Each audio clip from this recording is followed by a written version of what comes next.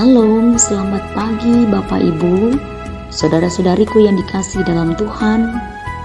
Bersama dengan saya Pendeta Yulistri, pagi hari ini kembali kita bersama-sama akan mendengarkan renungan harian secara note voice berdasarkan Almanak Nas GKE tahun 2023 dari kitab Hakim-Hakim pasal 17 ayat 1 sampai ayat 6. Sebelum kita merenungkan firman Tuhan ini, mari kita berdoa. Terima kasih ya Bapa di surga, di dalam Putra Tunggal-Mu Yesus Kristus. Kami menyembah, kami memuliakan Engkau, mengucap syukur atas setiap kebaikan yang Tuhan nyatakan bagi kami. Terima kasih karena pagi hari ini kembali kami boleh menerima hari yang baru. Kembali kami boleh diberikan kesempatan untuk merenungkan firman Tuhan. Bagian dari firman Tuhan yang bersama-sama akan kami renungkan pada pagi hari ini, biarlah kiranya kuasa Roh Kudus Tuhan menuntun kami, membimbing kami untuk boleh mengerti, memahami, dan melakukan firman-Mu dengan baik. Kami ingin menjadi tanah yang baik, sehingga ketika benih firman itu ditaburkan, akan menghasilkan buah-buah kebenaran dalam kehidupan kami. Berfirmanlah Tuhan, kami siap untuk mendengar firman-Mu. Amin. Hakim-Hakim pasal 17 ayat 1 sampai ayat 6. Demikian firman Tuhan di bawah judul perikop Patung Sembahan Mika.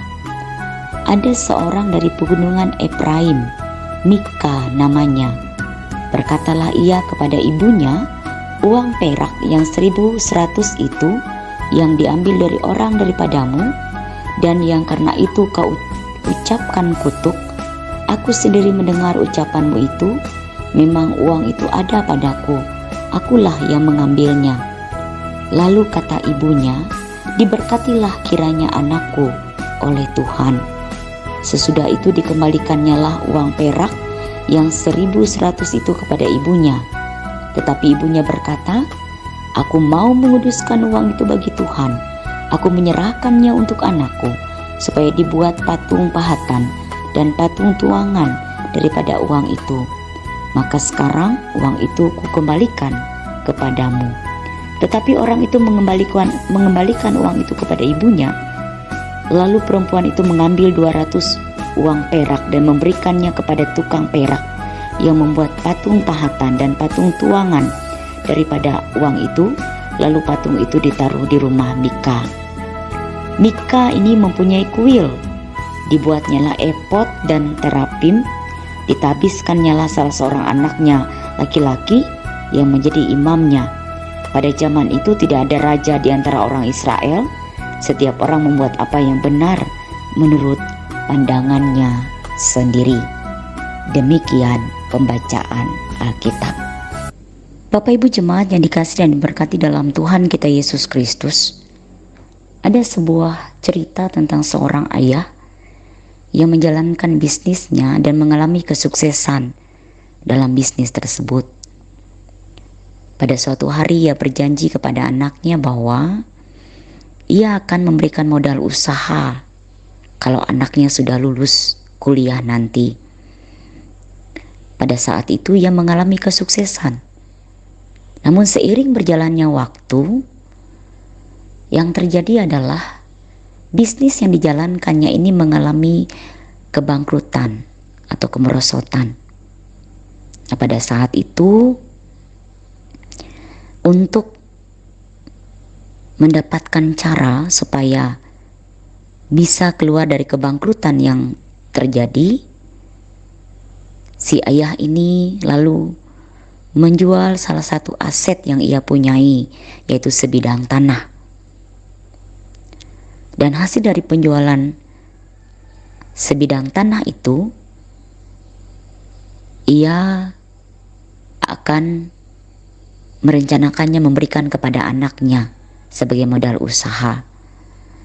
Tetapi tiba-tiba saja sebuah ide terbersit dalam pikirannya bahwa ia ingin membangun sebuah usaha baru.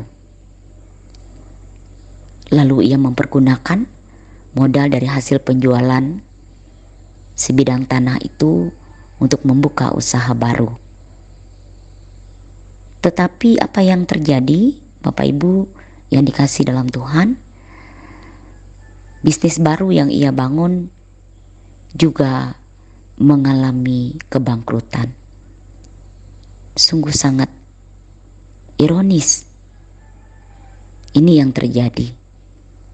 Ia tidak bisa menepati janjinya untuk memberikan modal usaha kepada anaknya,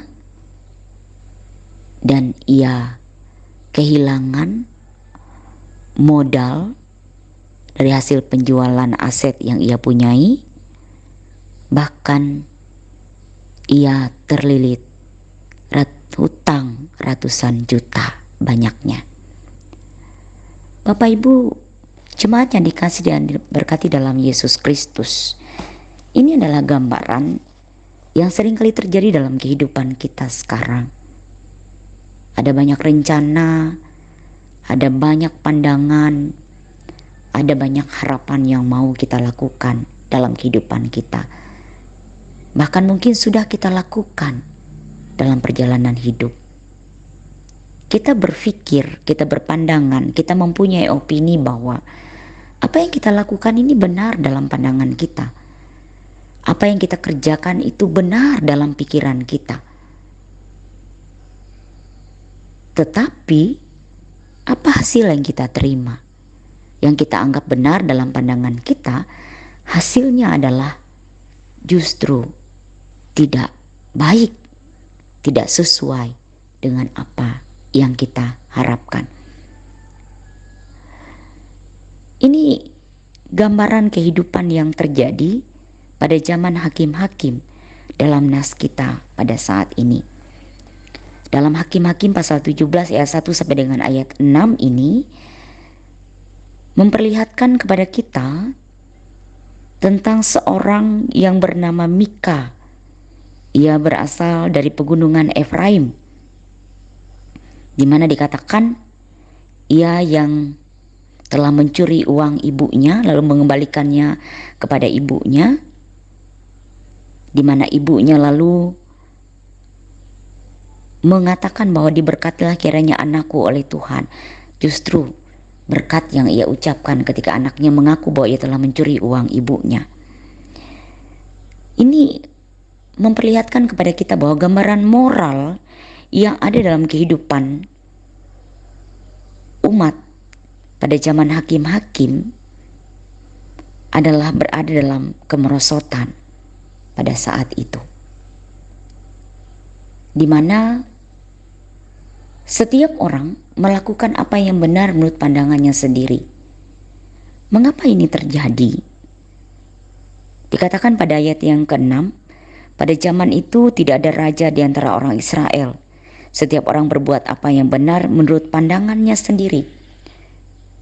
Tidak ada raja di antara orang Israel, sehingga setiap orang berbuat apa yang benar menurut pandangannya sendiri.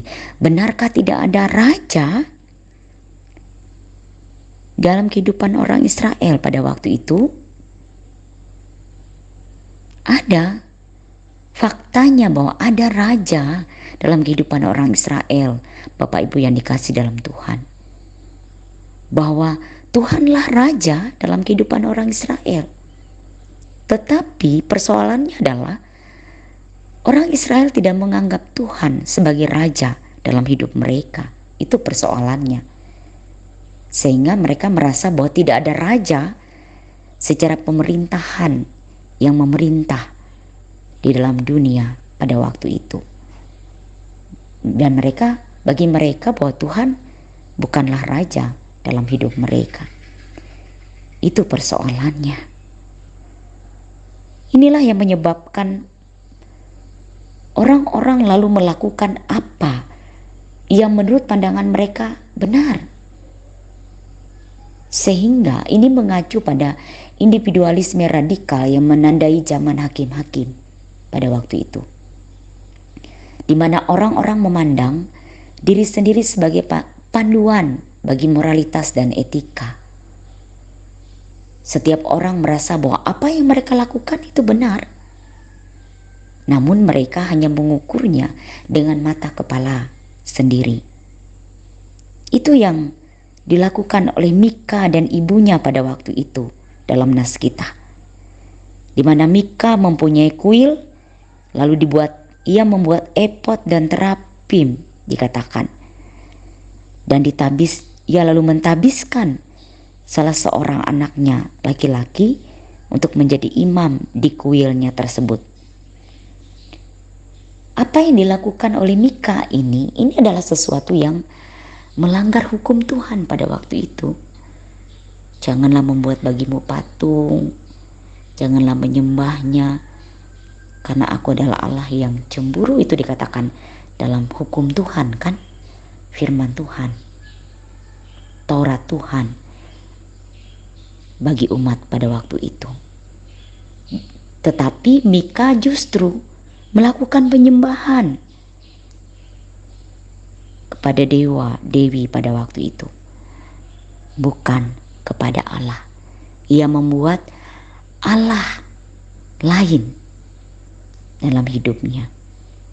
Ia tidak menjadikan Tuhan sebagai raja dalam hidupnya, sehingga pada akhirnya hidupnya mengalami kehancuran. Bapak, Ibu, saudara-saudara yang dikasihi dan diberkati dalam Tuhan kita Yesus Kristus, ini sangat mirip dengan pemikiran modern di masa sekarang yang selalu mengatakan bahwa hiduplah dengan mengikuti kata hatimu atau biarkan hatimu menjadi pemandumu, di mana menganggap bahwa apa yang dilakukan menurut kata hati itu adalah benar. Namun Alkitab dan akal sehat mengatakan kepada kita bahwa moral, spiritual, dan sosial yang semacam ini hanya akan membawa pada kehancuran. Pemikiran yang selalu menekankan pada ikuti kata hatimu dan biarkan hatimu menjadi pemandumu. Apa yang kamu pikirkan itu benar, belum tentu bagi Tuhan itu benar. Apa yang kita anggap itu benar dalam hidup kita, bisa saja bagi Allah itu salah. Sehingga ini yang terjadi dalam tokoh-tokoh Alkitab yang boleh kita lihat, kita mengingat kembali dalam perjalanan kehidupan tokoh-tokoh Alkitab, misalnya seperti Adam dan Hawa. Tampaknya benar bagi Adam dan Hawa untuk memakan buah terlarang, namun Tuhan mengatakan itu salah. Tampaknya benar di mata anak-anak Yakub menjual Yusuf sebagai budak, namun Allah mengatakan itu salah. Tampaknya benar di mata Raja Daud melakukan perzinahan dengan Batseba dan menutupinya dengan pembunuhan, namun bagi Tuhan itu salah. Ada jalan yang disangka orang lurus, tetapi ujungnya menuju maut. Firman Tuhan katakan dalam Amsal pasal 14 ayat 12. Bapak, Ibu, saudara-saudariku yang dikasihi dalam Tuhan, kita bersama-sama boleh memaknai firman Tuhan ini, mengingatkan kembali kepada diri kita sendiri dan juga bagi orang lain yang ada di sekitar kita bahwa apa yang selalu kita anggap benar dalam pandangan kita belum tentu itu benar dalam pandangan Tuhan. Oleh sebab itu, kita boleh merencanakan banyak hal. Kita boleh melakukan, memikirkan, dan beropini banyak hal dalam hidup kita. Tetapi ingatlah bahwa letakkanlah setiap rencana dalam hidup kita dan memohonlah kepada Tuhan dalam doa untuk memberikan kepada kita hikmat untuk kita boleh menentukan pilihan dan memikirkan segala sesuatu itu dengan benar dalam hidup kita. Memohon kepada Tuhan untuk memberikan kepada kita, menunjukkan kepada kita jalan yang benar, memperlihatkan kepada kita bahwa ini loh keputusan yang tepat yang harus kita lakukan dalam kehidupan kita. Mintalah kepada Tuhan dalam doa sebelum kita memutuskan dan melakukan segala sesuatu dalam hidup kita menurut pemikiran kita itu benar, dan bawalah itu dalam doa. Mintalah kepada Tuhan untuk menunjukkan bahwa apakah itu benar menurut Tuhan atau apakah itu tidak benar dalam kehidupan kita. Bapak Ibu jemaat Tuhan, tetaplah berjalan pada kebenaran Tuhan. Tetaplah selalu mengingat firman Tuhan dan menjadikan firman Tuhan itu sebagai dasar untuk kita memutuskan, untuk kita memikirkan yang benar dalam kehidupan kita setiap hari. Karena sesungguhnya Tuhan pun akan menuntun kita untuk menentukan yang benar yang harus kita lakukan dalam kehidupan kita setiap hari. Tuhan memberkati. Amin. Jemaat Tuhan, mari kita bersatu di dalam doa. Kita berdoa syafaat. Terima kasih atas firman Tuhan yang boleh kami dengarkan pada saat ini. Biarlah kami mampu untuk tetap hidup seturut dengan kehendak Tuhan. Setiap perencanaan dalam kehidupan kami, dalam pikiran-pikiran kami secara manusia, Tuhan yang boleh menuntun dengan kuasa Roh Kudus-Mu, menegur dan mengingatkan kami dalam hati dan pikiran kami, agar kami bertindak dengan benar, berlaku dengan adil, dan berjalan pada jalan yang benar seturut dengan kehendak Tuhan. Bapa di surga, kami memohon Engkau berkati apa yang menjadi harapan dalam kehidupan kami. Kiranya Tuhan berkati segala pelayanan yang boleh kami lakukan. Kami sebagai pendeta, penetua dan diakon, kami yang boleh melayani di ladang Tuhan, kami sebagai hamba-hamba Tuhan yang terlibat dan ambil bagian dalam setiap pelayanan yang ada. Biarlah Tuhan memberkati, terususnya jemaat Tuhan yang ada di Jemaat Ika Jori Makunjung. Semakin berhikmat, semakin setia, rendah hati, pengurus jemaat yang ada di sana bersama dengan jemaat Tuhan untuk tetap terus membangun pelayanan yang baik, pelayanan yang tetap terus mampu menyentuh kebutuhan jemaat, pelayanan yang terus berakar dan berbuah di dalam Tuhan. Kami percaya melalui pelayanan jemaat Ika Jori Makunjung, nama Tuhan semakin dimuliakan, Injil Tuhan semakin diberitakan di tengah kehidupan jemaat. Kami percaya apa yang menjadi rencana dan harapan, bahkan program-program itu boleh berjalan dengan lancar. Tuhan memberkati pendeta, pengurus jemaat, penetua dan diakon yang boleh melayani di sana. Kami mohon juga Tuhan, biarlah kami diberkati dalam perencanaan kami, dalam rangka kami mempersiapkan diri untuk merayakan kelahiran Yesus Kristus pada bulan Desember nanti. Kami diberikan kekuatan untuk melayani dengan sukacita. Kami berhikmat dalam pelayanan, tetap setia untuk tetap terus melayani umat Tuhan. Dengan demikian, sukacita kelahiran Yesus Kristus itu akan terus menjadi bagian dalam kehidupan kami yang memotivasi kami untuk semakin setia dalam pelayanan. Kami juga mohon Tuhan berkati apa yang menjadi perencanaan dalam kehidupan keluarga, jemaat, bahkan juga di tengah pekerjaan dan usaha kami masing-masing. Biarlah kami membawa Tuhan ambil bagian dalam setiap perencanaan kehidupan kami. Inilah kami Tuhan, biarlah kiranya pelayanan kami, pelayanan yang ada di tengah jemaat akan mampu untuk tetap terus memberikan yang terbaik, menjadi kemuliaan bagi nama Tuhan. Kami mengucap syukur hanya di dalam Yesus Kristus Tuhan yang senantiasa terus mengajarkan melalui doa, Bapa kami yang di sorga, dikuduskanlah namamu, datanglah kerajaanmu, jadilah kehendak di bumi seperti di sorga.